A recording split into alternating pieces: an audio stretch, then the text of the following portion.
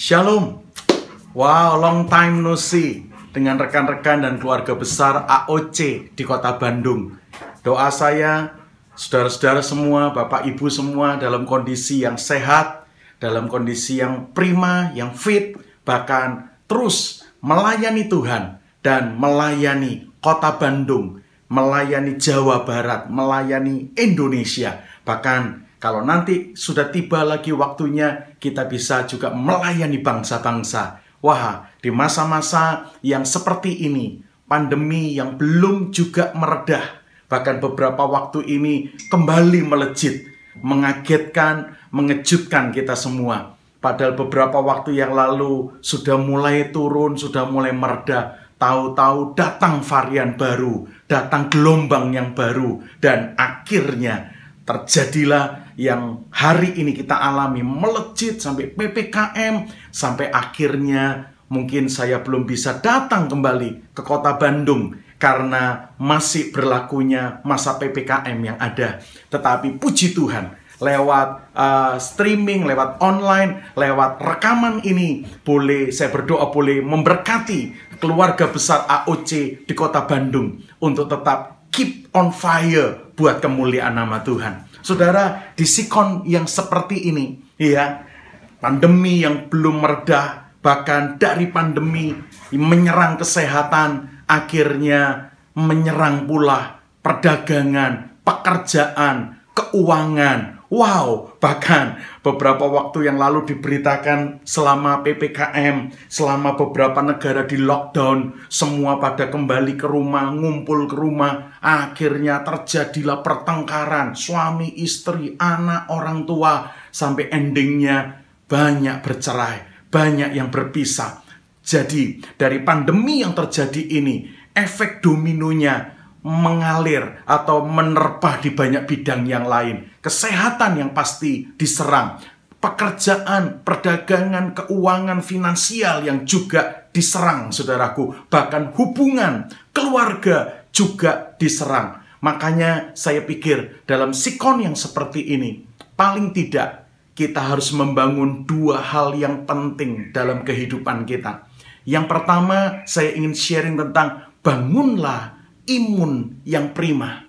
Karena rupanya ya, pandemi ini, ya, virus corona ini harus dihadapi. Selain dengan prokes, pakai masker, dan sebagainya, divaksin, saudaraku, lalu mengurangin keluar rumah, dan berkerumun dengan banyak orang. Tapi yang paling penting ternyata dari menghadapi virus corona ini adalah membangun imun, stamina tubuh yang prima, saudara.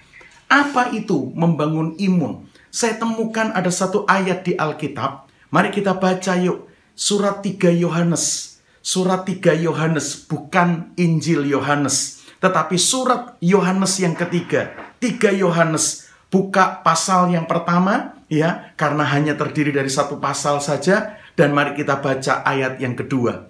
3 Yohanes 1 ayat yang kedua. Saudaraku yang kekasih, aku berdoa, semoga engkau baik-baik dan sehat-sehat saja dalam segala sesuatu, sama seperti jiwamu baik-baik saja. Wow, saudara, ternyata Alkitab menulis kunci yang lain sehat, yang lain baik-baik, kalau jiwa kita juga sehat dan baik-baik saja. Ya, itu istilah yang kita kenal sejak mungkin saudara dan saya masih kecil. Ada sebuah kalimat mensana in corpore sano. Ya, di dalam tubuh yang sehat terdapat pula jiwa yang sehat. Sepertinya kalimat itu perlu direvisi. Karena belum tentu di dalam tubuh yang sehat, jiwanya ikut sehat. Kebalik itu istilah. Mestinya di dalam jiwa yang sehat terdapat pula tubuh fisik yang sehat dan baik-baik saja. Itu orang-orang gila yang ada di jalan, nggak pakai baju, telanjang, kotor, sudah lama nggak mandi, sudah berbulan-bulan nggak gosok gigi, nggak keramas, saudaraku. Kita lihat Kayaknya pilek aja nggak pernah mereka. Sepertinya sehat jalan, dikeliling di jalan-jalan sampai akhirnya dijemput oleh dinas sosial, saudaraku. Sepertinya mereka orang-orang yang sehat-sehat saja tubuhnya, sehat-sehat saja fisiknya. Tapi justru jiwanya yang nggak sehat, pikirannya yang nggak sehat. Saudaraku, itu kalimat mens sana in corpore sano, saya pikir keliru, perlu direvisi. Alkitab yang adalah kebenaran yang berkata, di dalam jiwa yang sehat, terdapat yang lain disehatkan dan jadi baik-baik saja.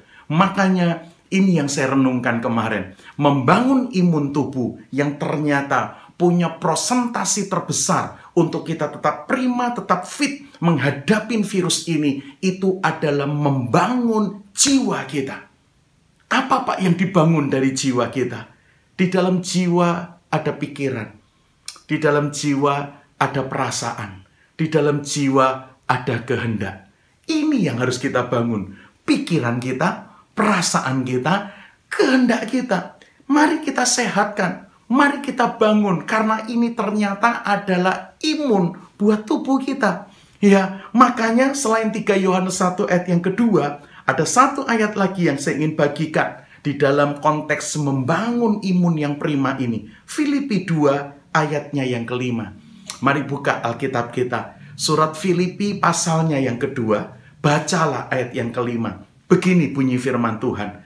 Hendaklah kamu di dalam hidupmu bersama menaruh pikiran dan perasaan yang terdapat juga dalam Kristus Yesus. Wow, terjemahan yang lain mengatakan, hendaklah kamu sejiwa dengan Kristus. Hendaklah kamu di dalam hidupmu bersama, ya, menaruh pikiran Kristus menjadi pikiranmu.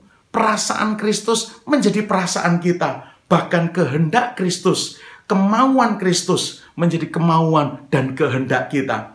Ternyata kalau ini kita kerjakan, saudara dan saya sedang membangun jiwa yang sehat. Dan ingat tadi, di mana jiwa kita sehat dan baik-baik saja, maka yang lain akan jadi baik-baik dan sehat-sehat pula. Ini imun dalam tubuh, pikiran, perasaan, kehendak yang kita pikir, kita rasa, kita maui dan kehendaki seperti yang Kristus punya. Sejiwa dengan Dia. Makanya kalimatnya membangun imun adalah mari kita mendownload, mengunduh pikiran Kristus jadi pikiran kita. Kehendak Kristus jadi kehendak kita. Ya, kemauan Kristus, perasaan Kristus menjadi kemauan dan perasaan kita. Kalau itu kita kerjakan, nanti lihat jiwa kita sehat. Dan itu imun yang prima di dalam tubuh kita. Saudara jangan terkejut kalau kita dengar ayat-ayat yang terkenal ini. Hati yang gembira adalah obat yang manjur. Hati itu perasaan, saudara. Ternyata betul kata Alkitab. Begitu jiwa kita sehat, jiwa kita baik, akan mempengaruhi banyak hal. Karena di dalam hati yang gembira, jiwa itu, perasaan kita baik dan benar. Wah, itu obat yang paling manjur. Ketika beberapa orang asam lambungnya terganggu, sakit mah, datang ke dokter karena akut. Kalau nggak akut biasanya minum obat yang dijual umum, sudah selesai. Ini diminum sampai berapa hari kok belum selesai. Akhirnya periksa, datang untuk diperiksa oleh dokter. Dokternya begitu tahu kalau kita datang karena asam lambung, tahu pertanyaannya. Lagi stres apa kamu? Lagi mikirin apa kamu? Lagi punya beban apa kamu? Sampai asam lambungmu kena, sampai emahmu kena. Saudara lihat, terhubung dengan pikiran. Hati yang gembira terhubung dengan perasaan. Itu jiwa. Makanya kalimat saya, wah, ini waktunya gereja Tuhan, bukan cuma rohnya yang dijamah Tuhan, tapi jiwa kita biar dibangun, biar disehatkan. Dengan cara, mari kita unduh, mari kita download. Pikiran Kristus jadi pikiran kita. Perasaan Kristus jadi perasaan kita. Kehendak Kristus jadi kehendak kita. Bahkan setelah saya renungkan, saya menyatakan bahwa itulah pertumbuhan dan kedewasaan rohani kita. Itulah tolak ukur pertumbuhan dan kedewasaan, kematangan rohani kita. Dilihat dari apa yang kita pikir, apa yang kita rasa, dan apa yang kita mau dan kehendaki. Kalau cocok seperti yang Tuhan mau, wah, saudara dan saya matang, dewasa, bertumbuh di dalam Tuhan. Dan sekaligus itu membuat kita punya imun yang keren, saudara. Yang luar biasa. Satu kali sebelum pandemi datang di negeri kita, saya dapat anugerah melayani kebaktian, melayani ibadah di sebuah gereja ya yang bikin album, yang lagu-lagunya jadi berkat buat kita semua ya, untuk kita nyanyikan dan memuliakan Tuhan. Tapi satu kali waktu saya melayani di gereja yang bikin album ini, yang lagu-lagunya kita nyanyikan dan memberkati kita semua, saya melihat yang jadi WL kok bukan faktor usia jadi pertanyaan saya, tetapi lah kok nggak bisa nyanyi ya WL-nya ya. Ketahuan ketukan musiknya dengan masuk-masuk nyanyinya nggak cocok, nggak matching. Bahkan berapa kali dalam nyanyi falsnya kelihatan. Saya sampai nggak percaya, betulkah ini gereja yang bikin album? Betulkah ini gereja yang lagu-lagunya, yang albumnya, puji-pujiannya buat Tuhan kita nyanyikan dan jadi berkat itu? Lah kok WL-nya kali ini seperti ini? Iya, aduh, saya pikir apa nggak salah ini? Tapi itu yang terjadi. Tapi waktu saya mikir begitu, saya cuma diingatkan, untung surga tidak cari singer, tidak cari penyanyi. Yang surga cari worshiper. Yang surga cari penyembah-penyembah yang menyembah Tuhan di dalam roh dan kebenaran. Soal suara, soal kebagusan intonasi suara, sudah ya, Tuhan cari penyembah, bukan sekedar penyanyi. Ya udah, saya nikmatin aja pagi hari itu.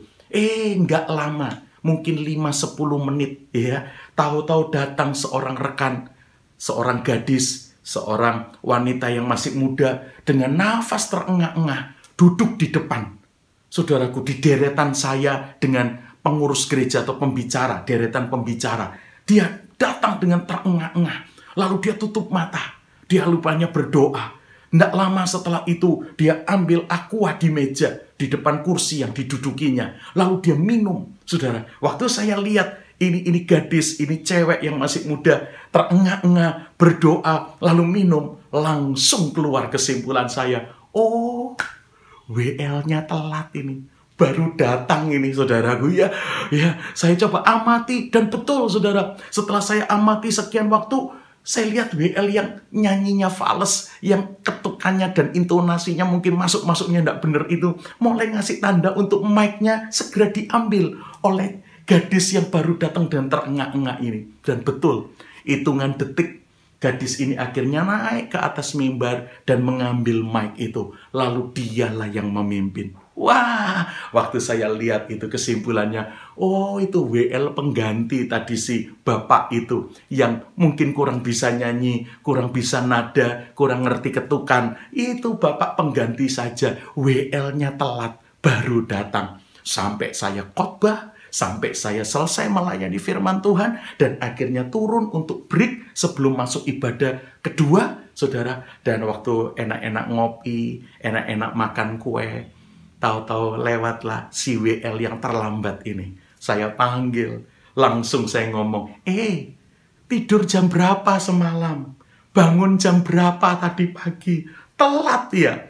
Iya, bangun jam berapa tadi? Kemarin tidur jam berapa? Kok sampai telat kamu hari ini? Waktu saya ngomong begitu, ternyata WL yang akhirnya nyanyi sampai saya khotbah, sampai saya selesai khotbah ini, dia menjawab dengan intonasi yang menurut saya luar biasa.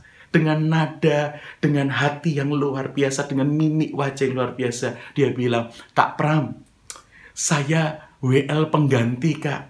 Saya bukan WL yang telat. Saya WL pengganti saja. Karena WL yang sesungguhnya, sampai Kak Pram selesai khotbah, belum datang, Kak.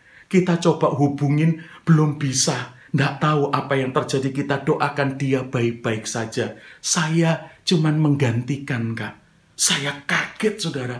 Ketika dia menjawab dengan ramah, dengan santun, dengan intonasi yang bukan meledak-ledak, dengan kalimat yang keren itu. Saya bilang, wow. Saya minta maaf ya. Saya pikir kamulah WL yang telat itu. Saya pikir kamulah WL yang telat bangun itu. Sorry. Ternyata kamu cuman mengganti WL yang sesungguhnya pelayanan pagi ini. Betul, Kak. Saya yang paling dekat rumahnya sama gereja. Waktu WL tuh ditunggu-tunggu ndak datang. Bahkan sampai jamnya saya dihubungi sama gereja karena saya yang paling dekat. Saya mestinya tugas nanti sore, Kak. Ibadah sore bukan pagi. Tapi karena saya rumahnya paling dekat, saya dihubungi untuk segera menggantikan. Saya lihat lagu-lagunya kok saya bisa. Saya tadi cepat-cepat mandi, cepat-cepat pakai pakaian, lalu lari ke gereja. Makanya mungkin Kak Pram tadi lihat saya terengah-engah. Saya lari, Kak. Saya lari. Saya nggak mau ditunggu kelamaan. Saya lari. Dan setelah saya atur nafas, saya naik. Wow, saudara, saya kagum dengan reaksi rekan ini. Luar biasa. Karena dari situ saya akan belajar, saya bisa melihat ini orang jiwanya sehat. Pikirannya, perasaannya, kehendaknya keren habis. Ketahuan dari responnya, ketahuan dari reaksinya. Coba yang lain, atau saya misalnya kalau ngalami seperti dia. Bangun jam berapa tadi? Tidur jam berapa semalam? Telat ya? Wah, mungkin kalau saya sudah meledak, saya cuma ganti. Bukan saya yang telat, bukan saya yang telat bangun, atau yang nggak datang. Saya cuma mengganti. Wah, mungkin seperti itu reaksinya. Tapi rekannya berkata, Kak, saya cuma WL pengganti. WL-nya sendiri nggak tahu ini di mana. Mungkin masih tidur, atau mungkin terjadi ini, itu kami lagi berdoa dia baik-baik saja. Wow, saya cuma mengganti, Kak. Makanya saya diskusi dengan dia. Saya katakan, loh, kamu tadi kenapa begitu ambil mic? Nggak mengklarifikasi, nggak menjelaskan kepada kami semua termasuk jemaat bahwa kamu cuma WL pengganti. Akhirnya kita pun berpikir, termasuk saya ini. Ya, termasuk saya berpikir, kamulah WL yang telat itu. Dan dia berkata, aduh Kak, saya tadi lihat suasananya udah berat ya Kak. Mungkin karena yang sebelum saya naik yang nyanyi tadi kurang bisa nyanyi. Suasananya saya lihat berat. Kalau saya ambil mic lalu masih menjelaskan ini itu. Aduh Kak, kelamaan Kak. Malah nanti jemaat malah bener-bener nggak nyanyi memuji Tuhan. Tapi pada tanya, ini WL-nya siapa toh yang telat? Ini mestinya siapa toh? Walah tambah berat nanti Kak. Daripada itu terjadi, sudahlah. Saya angkat saja, saya minta Tuhan bekerja. Walaupun resikonya karena saya tidak ambil waktu untuk menerangkan. Mungkin nggak cuma Kak Pram loh. Banyak jemaat yang nggak tahu pikir saya lah WL yang telat itu. Waktu saya dengar penjelasan ini, saya berkata, siap bos, angkat topi saya. Ini orang jiwanya sehat, saudara.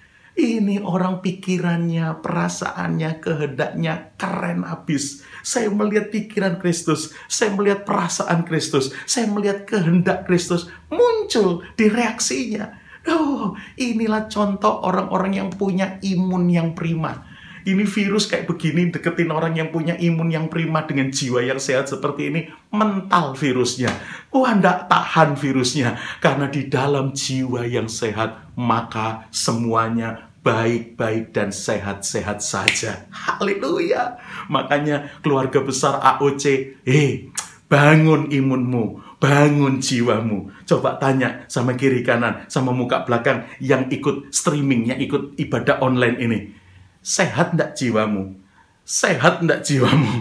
Bagaimana pikiranmu? Bagaimana perasaanmu? Bagaimana kehendakmu? Yuk download pikiran Kristus, download perasaan Kristus, unduh kehendak Kristus jadi pikiran, perasaan, dan kehendak kita. Ingat nanti, di dalam jiwa yang sehat, yang lain akan baik-baik dan sehat-sehat saja. Walaupun jangan lupa prokes. Kalau ada kesempatan vaksin, vaksinlah. Ini pandemi, ini virus dihadapi dengan vaksin, saudara. Tapi juga dihadapi dengan membangun jiwa yang sehat. Karena itu ternyata imun. Hati yang gembira adalah obat yang paling manjur. Beberapa penyakit selalu terhubung dengan pikiran, dengan stres, dengan perasaan. Yuk, kita mau bangun imun yang prima dengan membangun jiwa yang sehat, sejiwa dengan Kristus.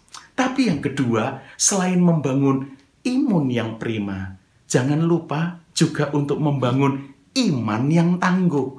Waduh, iman. bikin kita jadi aman ini saudaraku ya. Yang kedua, saudara dan saya perlu membangun iman yang tangguh. Kenapa? 1 Yohanes 5, ayo kita baca ayatnya yang keempat. Surat 1 Yohanes 5 ayat yang keempat berkata, sebab semua yang lahir dari Allah mengalahkan dunia. Dan inilah kemenangan yang mengalahkan dunia. Apa itu? Iman kita. Iman kita kepada Kristus dan firman-Nya. Jangan cuma bangun imun, itu baru satu sisi. Yang kedua, bangunlah iman kepada Kristus dan firman-Nya. Kenapa? Karena inilah yang mengalahkan dunia. Imun untuk menghadapi pandemi dan virusnya. Tapi ingat tadi, pandemi tidak hanya nyerang kesehatan kita. Pandemi ini menyerang pekerjaan, menyerang keuangan, menyerang hubungan, menyerang bahkan sampai kota dan bangsa-bangsa. Wow, saudara lihat. Ngeri. Makanya nggak cukup bangun iman. Yang kedua, bangun iman yang tangguh. Setelah membangun imun yang prima, bangun iman yang tangguh. Karena ternyata iman kita kepada Kristus dan firman-Nya akan mengalahkan dunia. Dengan semua masalahnya, dengan semua tantangannya, kita kalahkan dan kita menghadapi dengan iman yang tangguh di dalam Kristus dan firman-Nya. Kita perlu membangun iman yang sampai ditandai dengan yang dicatat Kolose 1 ayat 23. Mari kita baca ayat berikutnya. Surat Kolose, pasalnya yang pertama, ayat yang kedua, 23. Ini yang harus kita bangun. Sampai iman kita jadi iman yang tangguh dan tak tergoncangkan. Begini bunyinya, Kolose 1 ayat 23. Sebab itu, kamu harus bertekun dalam iman. Tetap teguh dan tidak bergoncang. Dan jangan mau digeser dari pengharapan Injil yang telah kamu dengar dan yang telah dikabarkan di seluruh alam di bawah langit. Dan yang aku ini Paulus telah menjadi pelayannya. Perhatikan, Paulus mencatat ini. Sebab itu, kamu harus berdiri dalam iman. Kamu harus bertekun dalam iman. Tetap teguh dan tidak bergoncang. Kenapa Paulus sampai nulis ini? Karena Paulus tahu, tantangan yang ada itu nggak cuma nyerang kamu di satu sisi, kesehatan saja. No, tantangan dan serangan yang ada bisa menyerang kamu di banyak aspek kehidupan. Kalau kamu nggak membangun iman yang tangguh, awas digiles, awas kalah, awas frustasi, dan awas binasa. Tetapi kalau Anda dan saya membangun imun yang prima dan membangun iman yang tangguh, wah, kita bersama Tuhan akan muncul jadi pemenang, bahkan lebih dari pemenang menghadapi semua sikon yang ada. Bangun iman sampai Anda dan saya punya iman yang tak tergoncangkan, punya iman yang teguh, punya iman yang tangguh. Dan ingat tadi, kalau kita bangun ini, kita akan mengalahkan dunia. Kita tahu caranya membangun iman.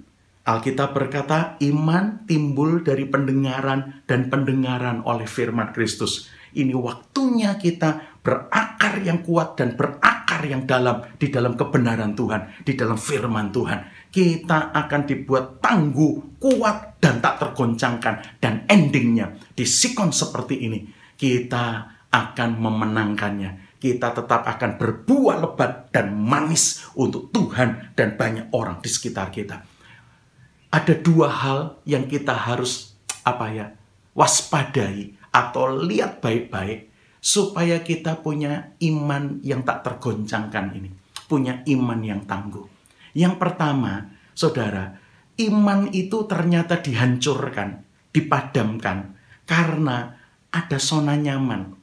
Zona nyaman, comfortable zone adalah pemadam iman nomor 1. Iya. Penghancur iman, pembantai iman nomor 1 itu namanya zona nyaman. Ketika semuanya baik-baik saja, malah imannya ambles, saudaraku. Malah imannya ambruk, saudara. Malah imannya hancur. Makanya, berapa kali yang Tuhan kerjakan, dia bongkar zona nyaman kita. Seperti kitab Ulangan katakan, itu induk Raja Wali datang ke sarang anaknya, lalu menjungkir balikan isi sarang anaknya. Wah, pastinya anaknya kaget, pastinya anaknya punya asumsi yang jelek terhadap induknya, jahatlah, sadislah, kejamlah. Tapi tahukah Anda bahwa sang induk sedang melatih anaknya, bukan cuma mencicit-cicit di sarang, makan tidur di sarang, tapi mulai terbang, mulai siap menghadapi taufan, badai, dan bukit yang terjal. Wow, Ulangan 32, induk Raja Wali itu membongkar isi sarang anaknya. Saya pikir itu juga yang Tuhan suka kerjakan. Karena ternyata pembunuh iman kita kepada Kristus dan firman-Nya nomor 1 adalah zona nyaman.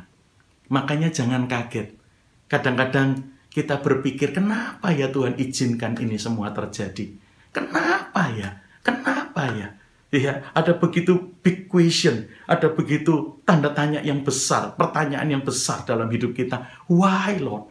Tapi saya renungkan, Tuhan sedang ingin membuat Anda dan saya, umatnya, gerejanya, punya iman yang tangguh, membangun iman yang tangguh. Salah satu caranya, ya dibongkarlah rasa nyaman kita, dibongkarlah rasa aman kita dalam tanda kutip, supaya kita bukan cuma mencicit-cicit, tidur makan di sarang, tapi mulai bergerak, mulai terbang, dan sendiri bisa mengatasi bukit terjal dan badai kehidupan yang ada. Zona nyaman, penghancur iman nomor 1. Ya, makanya bangun iman yang tangguh di dalam firman, di dalam kebenaran Tuhan, berakar yang kuat, berakar yang dalam, sampai ditandai kalau zona nyaman kita dibongkar, kita makin mengalami Kristus dan naik ke level yang lebih lanjut berikutnya bersama Dia. Itu poin yang pertama. Kenapa Tuhan pesan lewat firman-Nya kita mesti membangun iman? Bukan cuma karena iman mengalahkan dunia, supaya Anda dan saya siap. Ketika zona nyaman kita dibongkar sama Tuhan, kita dibuat naik ke level tahap berikutnya yang lebih luar biasa bersama Tuhan. Tapi ada yang kedua, iman juga dihancurkan gara-gara kecewa, gara-gara pahit, gara-gara salah paham, khususnya dengan Tuhan. Saudara, iman bisa dibantai dan dipadamkan karena kekecewaan, karena kepahitan, dan salah paham dengan Tuhan. Saudara, itu juga membantai iman. Makanya bangun iman yang tangguh, bangun iman yang kuat, supaya ketika ada sesuatu yang membuat kita mungkin salah paham dengan Tuhan, kita segera patahkan, kita segera menangkan. Itu ayat yang kalau kita tidak tangkap dengan betul, kita tidak siap sisi yang satunya. Yuk, kita lihat ayat ini yuk. Ayat ini berkata, Efesus 3 ayat yang ke-20, surat Efesus pasalnya yang ketiga ayat yang ke-20 dikatakan, bagi Dialah yang dapat melakukan jauh lebih banyak daripada yang kita doakan atau pikirkan, seperti yang ternyata dari kuasa yang bekerja di dalam kita. Dikatakan, bagi Dialah yang sanggup melakukan jauh lebih banyak dari yang kita pikirkan dan doakan. Kalau kita baca ayat ini, berapa kali yang kita lihat cuma satu sisi. Oh, Tuhan janji loh, kalau kita minta A, Dia bisa kasih A plus B plus C. Karena Dia bisa memberi jauh lebih banyak, sanggup melakukan jauh lebih banyak dari yang kita doakan dan pikirkan. Lalu kita amenkan ayat ini karena pengertian ini. Kita minta A, dikasih A plus B plus C. Wow, ya amennya kenceng, saudara. Amen, saudara. Kita minta A, Tuhan kasih A plus B plus C plus D. Wah, ya lebih amen lagi. Karena kita punya pengertian satu sisi. Tahukah ayat ini juga punya pengertian sisi yang lain? Bahwa Dia sanggup melakukan jauh lebih banyak dari yang kita doakan dan pikirkan, punya pengertian. Kita minta A, Tuhan beri kita M. Tuhan beri kita Z. Tuhan beri kita X, bukan A. Jauh lebih banyak, tapi bukan A. Bukan seperti yang kita minta. Wah, disitulah poinnya. Kalau Anda tidak mengenal ayat ini dengan lengkap, kita suka salah paham sama Tuhan. Kita bisa kecewa dengan Tuhan. Kita bisa pahit. Karena kita pikir A plus B plus C. Wong kita mintanya A terus ditambahi. Terus diimbuin sama Tuhan. No, ada pengertian yang lain dari ayat ini. Kita minta A, Dia lakukan jauh lebih banyak dari yang kita minta dan doakan. Dia jawab P, Dia jawab N, dia jawab X, Y, atau Z, bukan A. Siapkah kita menghadapi realita itu? Wah, ini momen, ini musim. Beberapa orang melihat realita, dia minta A, Tuhan bukan beri A. Tuhan beri yang lain, tapi yang lebih dahsyat. Saudara, ada sebuah kesaksian yang menggetarkan hati saya. Seorang rekan ini lulus SMA, bahkan dari SMA terbaik di kota Jakarta. Dia lulus dengan nilai terbaik dan ingin melanjutkan menjadi mahasiswa Fakultas Arsitektur di negara Jepang. Dia coba cari beasiswa, puji Tuhan. Tuhan kirim sebuah perusahaan besar untuk memberi dia scholarship, untuk memberi dia beasiswa. Dan dia urus semua visanya, dia berangkat. Puji Tuhan, semua dilancarkan. Dan waktu nyampe di Jepang, dijemput oleh perusahaan yang memberi beasiswa. Perusahaan ini bilang, kamu jangan tes di Fakultas Arsitektur Kampus Negeri Jepang ya. Berat, tuntutannya tinggi. Dan banyak anak-anak kita juga ingin masuk di sana karena favorit. Ya, mungkin kalau di Indonesia UI gitu. Kalau di Bandung mungkin ITB begitu, tapi ini arsitektur, saudaraku ya. Kalau di Surabaya mungkin Erlangga, ITS begitu, saudara. Fakultas negeri, dia bilang susah. Banyak anak-anak kita juga ingin masuk di sana. Dan kamu yang dari overseas, dari luar negeri, wah mungkin di nomor 2 kan. Atau kamu harus mencapai jauh lebih tinggi dari yang anak-anak negeri kita bisa capai. Makanya disarankan masuk saja Fakultas Arsitektur di kampus swasta. Ya, tapi yang terbaik. Kalau saya dulu dari Surabaya, mungkin arsitek yang terkenal UK Petra. Ya, bukan ITS tapi UK Petra ini, saudaraku ya. Ya, itu yang terbaik gitu. Contohnya begitu, saudaraku. Jadi akhirnya dibilang, oke, dia belajar baik-baik, dia latihan baik-baik, terutama ngejar bahasa. Dia, waduh, yang lain weekend, yang lain akhir pekan, yang lain liburan, dia enggak. Dia belajar, dia latihan, dia train bahasa Jepangnya, dan semuanya. Sampai hari ujian tes masuk kampus swasta, Fakultas Arsitek itu terjadi. Dan dia berdoa, papa mamanya di Jakarta berdoa untuk menolong, support dia, dan dia hadapi tes ujian masuk itu.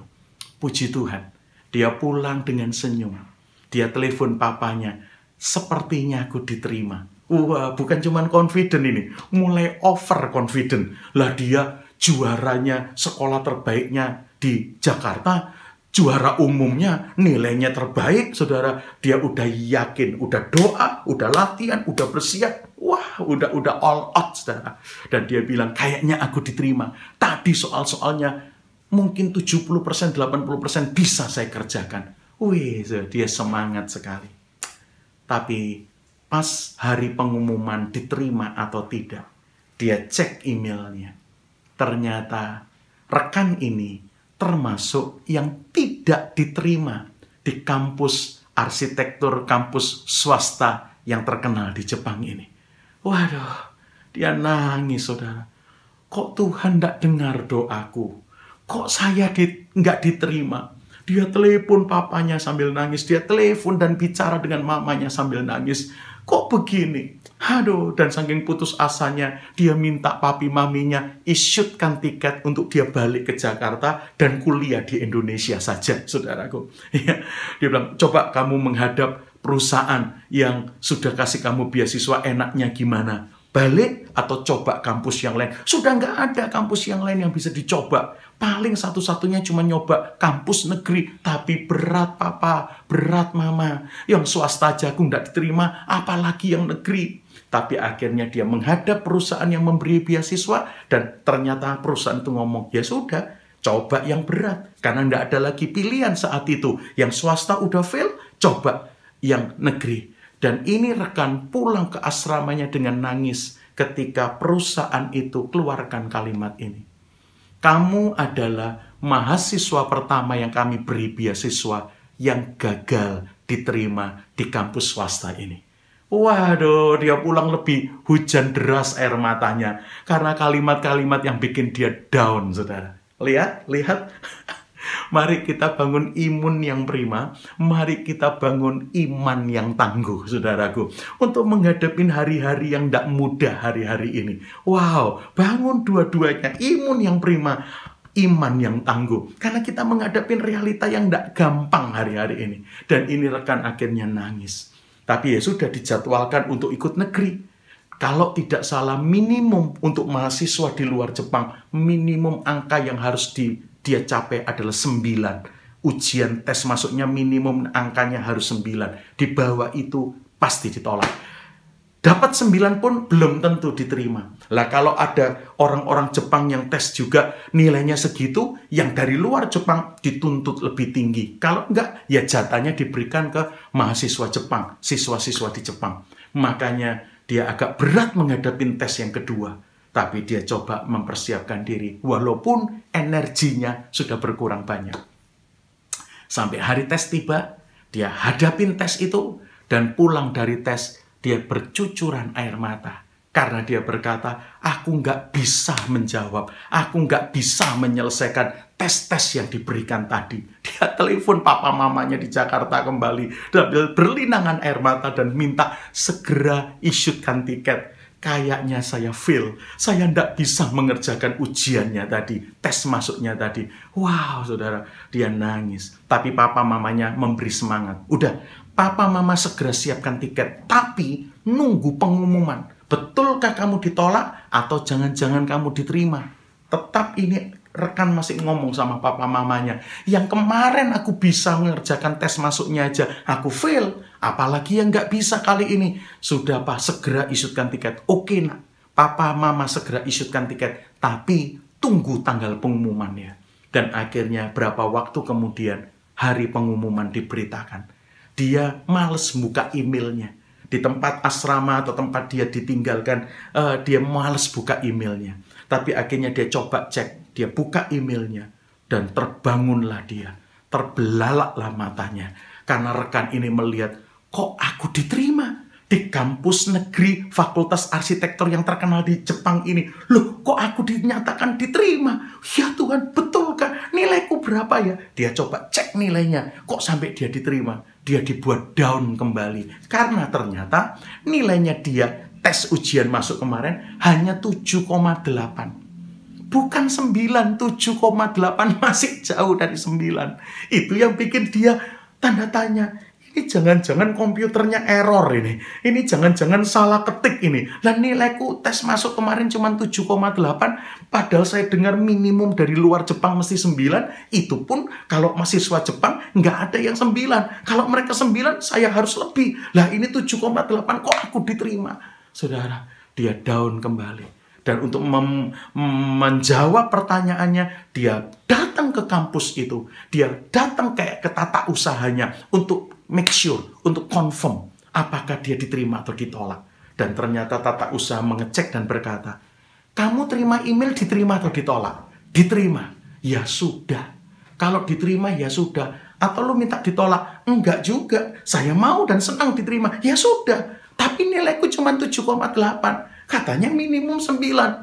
Kembali bagian tata usaha itu berkata, mau diterima atau ditolak?